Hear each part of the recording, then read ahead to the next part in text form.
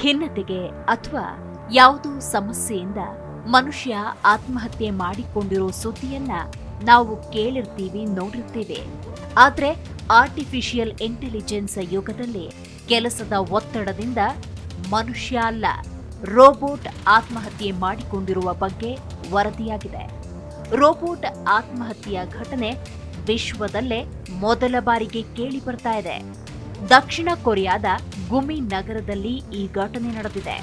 ಕಳೆದ 1 ವರ್ಷದಿಂದ ಅಲ್ಲಿನ ಸಿಟಿ ಕೌನ್ಸಿಲ್ ಕಚೇರಿಯಲ್ಲಿ ಈ ರೋಬೋಟ್ನನ್ನ ಕೆಲಸಕ್ಕಾಗಿ ನಿಯೋಜಿಸಲಾಗಿತ್ತು.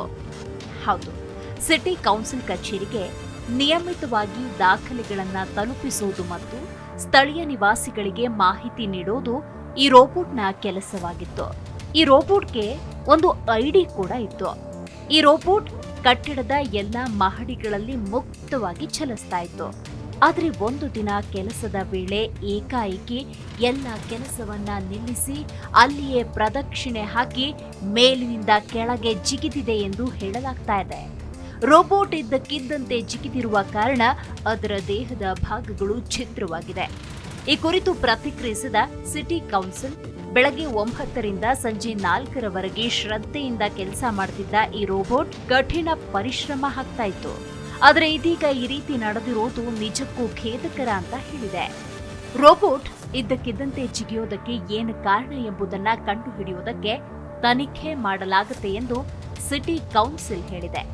ಇದನ್ನ ತಯಾರಿಸಿದ ಅಮೆರಿಕನ್ ಕಂಪನಿ ಬಿಯರ್ ರೋಬೋಟಿಕ್ಸ್ ಕೂಡ ಈ ಬಗ್ಗೆ ತನಿಖೆ ಆರಂಭ ಮಾಡಿದೆ. ಈ ಮಾಹಿತಿ ವೈರಲ್ ಆದ ತಕ್ಷಣ ಜನ ಸಾಮಾಜಿಕ ಜಾಲತಾಣಗಳಲ್ಲಿ ತಮ್ಮದೇ ಆದ ಪ್ರತಿಕ್ರಿಯೆಗಳನ್ನ ನೀಡ್ತಾ ಇದ್ದಾರೆ.